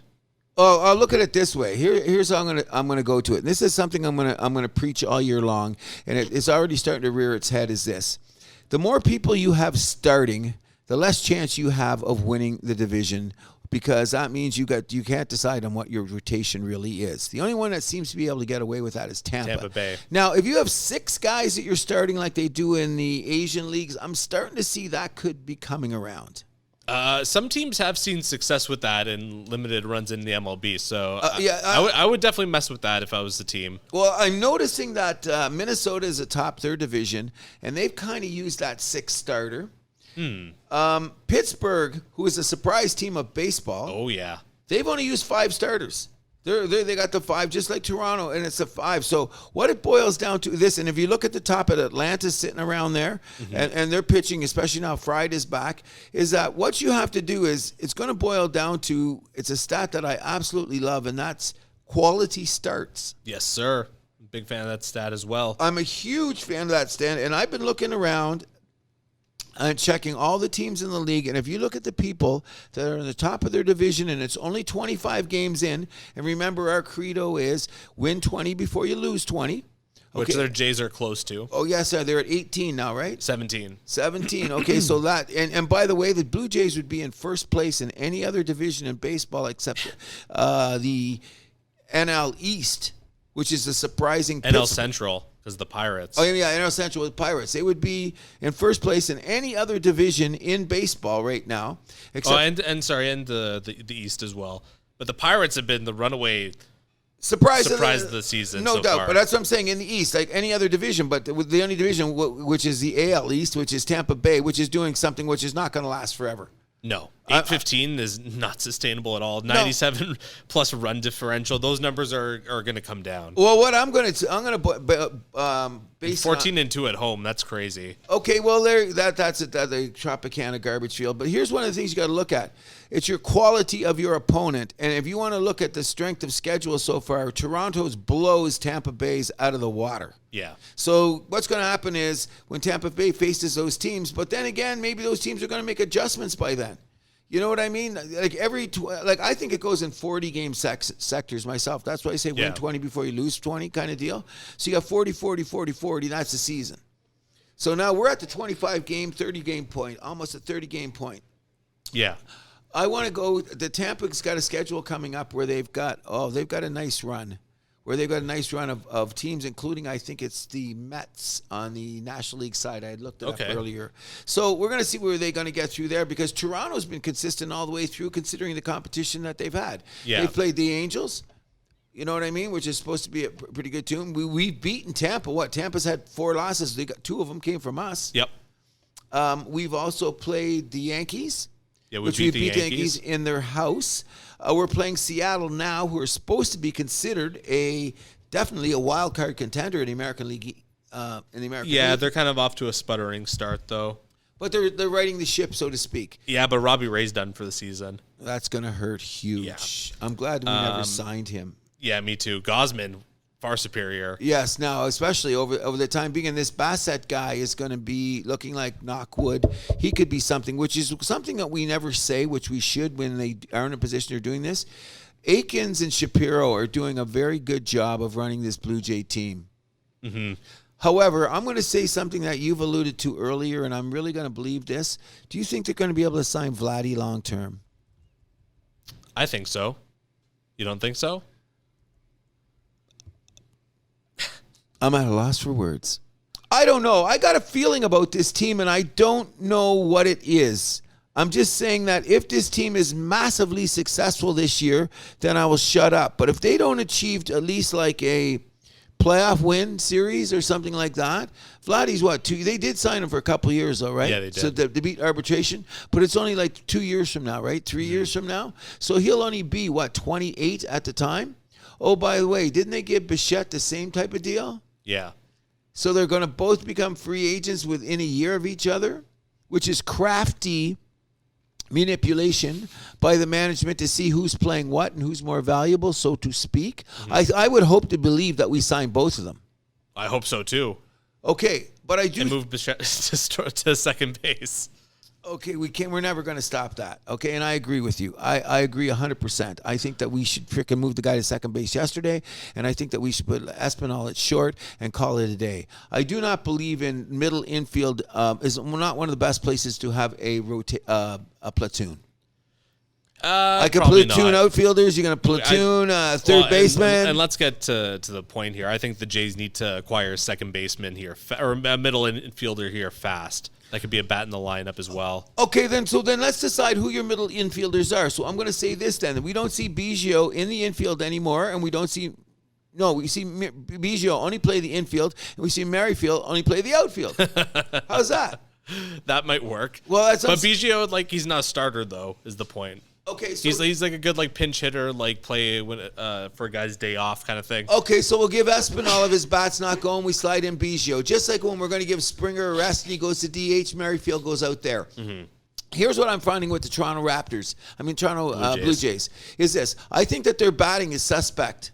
I really do. Yeah. I think it's suspect all the way up and down the lineup in this way. I don't know where it's going to be. I think Chapman, I don't think he's going to hit 350 for the rest of the year. Like I said, no, of course not. I do want to go back to one of our earlier shows where I said he could hit 260 to 280 and be the DH with 30 home runs. Yeah, be the cleanup hitter with 30 home runs. And I'm going to hold to that because I think over a season now he could hit around 260 to 280, maybe 270. He's going to hit 30 home runs this year. He should. No problem whatsoever. So that's why they keep putting in, because we had a slow start, but Kirk. Yeah. He had a slow start with the stick, but he's a very freaking disciplined. He's starting to pick it up. So we got to put him in the lineup. But I'm going to tell you this. Kiermaier guy, I'm not expecting his bat. I'm expecting no bat from this guy. Varsho, I was really thinking that he was going to be a solid more hitter than he is, but I don't think we're going to get anything more than, if we get 260 out of Varsho, 260, 20, 80, we'd be lucky. We'll see. It was a small sample size, but that first 10 games, I was really excited about the way he swings the bat, especially at a place like the Dome. Yeah. His bat is perfect for the Dome. So we've only played 30 games? Not even 26. 26 games. So he's got lots of games to improve upon it. But I'm still saying he's only going to be, I thought he might hit 30 homers at the Dome. What do you think now? 30 home run hitter? 25. Yeah, 20. Something in the 20s. Something in the 20s. Well, he hit 20 in Arizona, which was Dead Man Walking Park. Yeah. So, that's what I was thinking of him. Springer's bat hasn't really been there this year. Oh, he'll come around, though. Merrifield's bat, he's been hitting the cover off the ball, getting a lot of hits out there. He is, and he's a hitting machine. And I think that what's keeping him on his edge is that he hasn't been penciled in every day at a regular spot.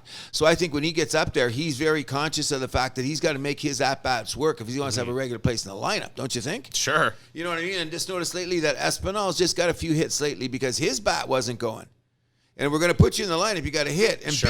Biggio hit a couple home runs, so he's hungry to get in there. So there's nothing like having a bunch of guys on the bench that are hungry. Yeah, Jansen's already got 3 home runs. You got it, which is going to be a good team. Because, what did I say? I was hoping that we'd be able to figure out our catching DH around Jansen and Kirk.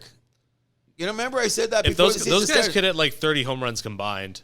I think over they're going 30. to. I think they're going to, which would make our DH platoon, our DH catcher situation. Like last year, we had one of the most productive.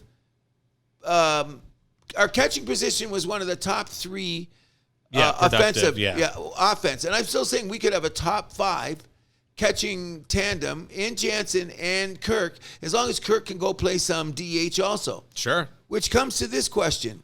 I don't think Brandon Belt is the answer at DH every day. No, I think you're right there. I had a lot more faith in him, but I'm not having faith in him. And everyone says, well, it's a small sample size. No, I'm just saying the way he's got too many miles on the tires, even though he can't go in and play at first base. Yeah. Which is good. Like, so we give Vladdy those days off. Because some days I wonder, how did Vladdy ever win the Gold Glove? He makes some good plays. Very sound. And he knows where to cover. Yeah. I'm just saying that he's... did he get it because of his stick? He played solid first base, and who's a better first base? With Gold Glove, there's, of course, an offensive component there. Agreed. But, I see him play some nights, and I go, this is our Gold Glove guy? You know what I mean? And Chapman he's who else would you give it to in the American League? I'd have to go around the league and take a look. I'll look it up for next week to go there. Because I don't think our defense has improved exponentially enough to satisfy my loss of offense. That's what I'm getting at. However... But those guys that we lost, though, they haven't been super productive, though, anyways. So it might have been time to move off. Maybe. Gurriel's having a horrible year in Arizona. He's lost. And Teoscar's being Teoscar, okay? His numbers are, again, we're seeing it's the decrease. Especially on the batting average. But Marino, who we never got to see, Marino's playing solid over in Arizona. No, that was the one I was worried about. And he's playing solid, but But our catcher position, I think, is already so solid. Yeah, so we didn't. I understand why we got there, and Varsho could come in the long run, even though I think we gave up too much. Maybe Gurriel's on. Then in the long run, I think we're going to lose in that trade because I thought we'd get more hitting out of Varsho. But here is the bottom line, and I'm glad you apologized about it.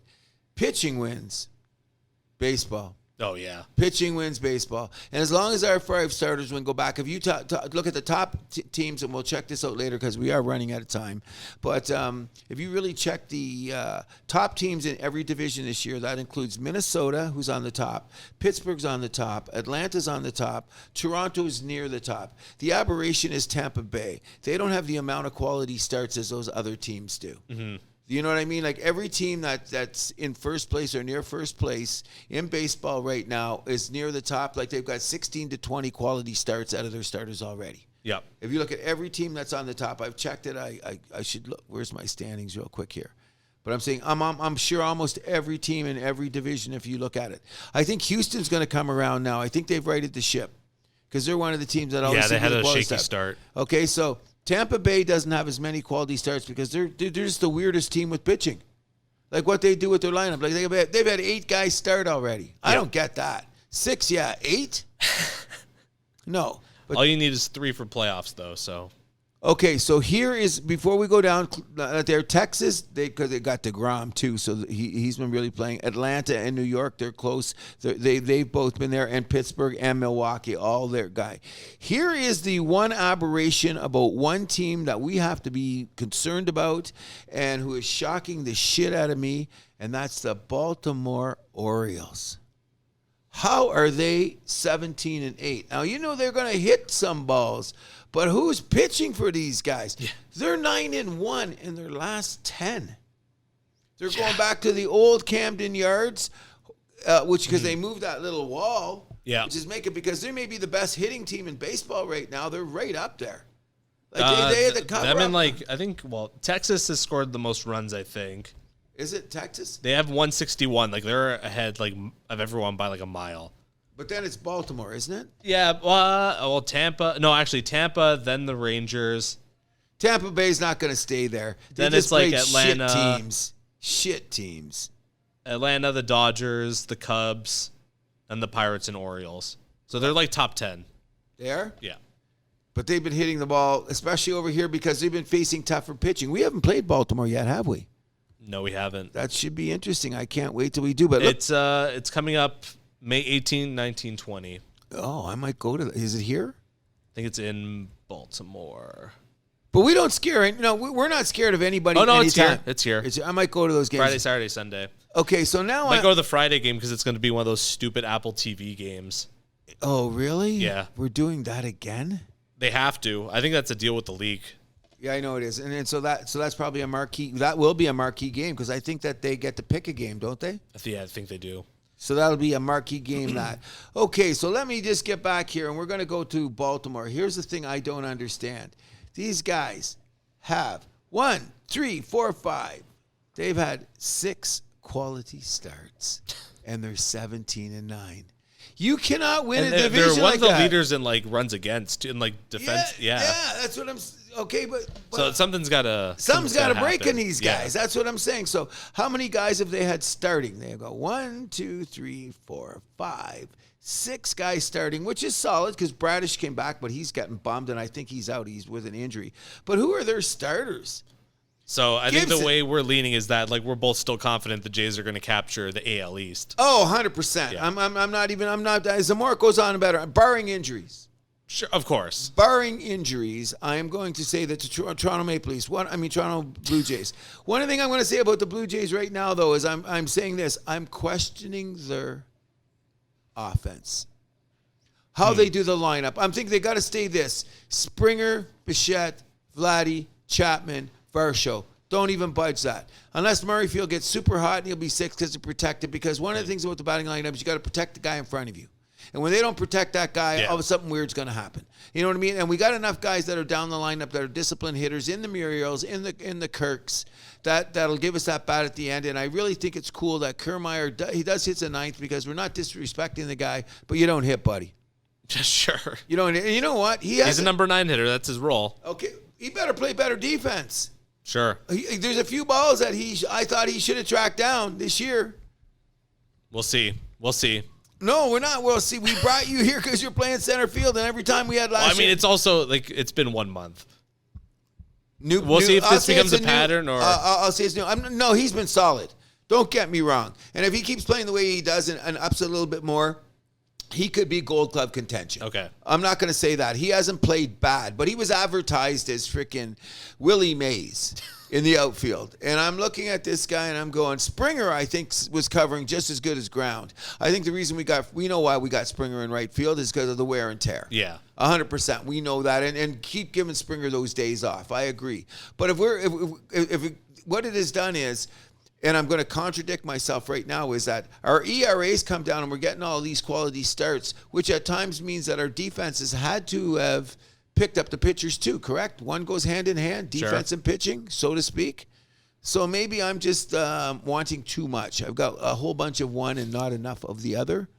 It's still so early in the season. It's like I think it's a little even early to look at the standings right now. My rule of thumb is like the standings don't really start to matter until like, mid-May? I'm saying win 20 before you lose 20. Yeah. That's what I'm starting with. So I'm going to go with the 40-game schedule, which will be around the end of May because we're what? Or the middle of May. We're on the same thing. So I think we're speaking of the same language. So anyways, Toronto Blue Jays, keep going forward.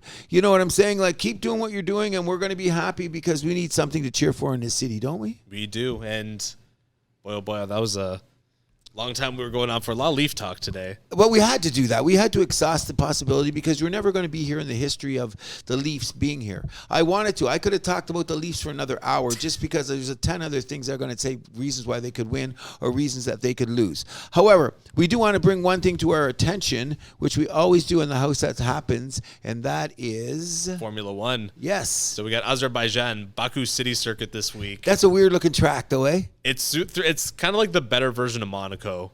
Okay, yeah. Interesting. Is that what it is? It's a lot faster. It's not as kind of like windy, Well, yeah, maybe that's what they did. Is I never, because I'm new to this, guys. I'm an F1 newbie. Yeah. What I'm saying, but I really like the look of this track. And one of the things that I noticed in the qualifying, because they can let it go. Yeah. There's that room we're going to get those crazy, like maybe that passing there. There's going to be some places to pass, definitely. Oh, yeah. So, yeah. and good for Charles Leclerc for getting pole position. I don't think he's going to win the race. I don't either. He did get pole, eh? Yeah. Because I didn't see, I was falling asleep there. So who's in the front? Him and Verstappen. Yeah. Well, of course. The moment DRS gets turned on, boom. I think that's the race right there. Okay, well, we're gonna go wait and see, but we're looking forward to seeing the race. This is Also, the third of the year. What? Third of the year, right? This is the third race of the year. Fourth. Okay. Fourth, yeah. Also, I just also want to, because we do keep up with TFC. Oh yes. 1 win of their first 9 games. Boys, come on, pick that up. I was doing a little rant, and I tried to be nice about the TFC, like maybe they could sign Messi or somebody, because listen, I know they're overshadowed a moment right now by the Leafs and the Blue Jays, okay? But I think the TFC has a solid fan base, okay? Yeah. Don't disappoint your fans. Like, I don't think you're going to catch me. I know, Serge, if you're listening, you're going to try to drag me down to a game, and I don't know if I can get off the couch and put my guitar down, I'll think about getting it. But Toronto, pick it up. One thing that I'm going to start taking notice of, that, and I'm going to do it before the end of the season over, is that we never talk about the Toronto Rock. They're not even in Toronto anymore. They're where? Hamilton. I thought I was going to go to a game here. So they're the Hamilton Rock? Yeah. But they're still called the Toronto Rock. Confuse me on a regular basis. Anyways, before we go, we did spend a little bit of a long time with the Toronto Maple Leafs, because like I'm saying, we got to end this 19-year drought. So for everyone watching the game today, please enjoy yourself. Don't drink too much and don't be anything stupid. And that's all I got to say. You know what I mean? Because my name is Cruz. And I'm Andrew Milani. Go Leafs, go. All we're going to do is keep the vibe alive. See you next week.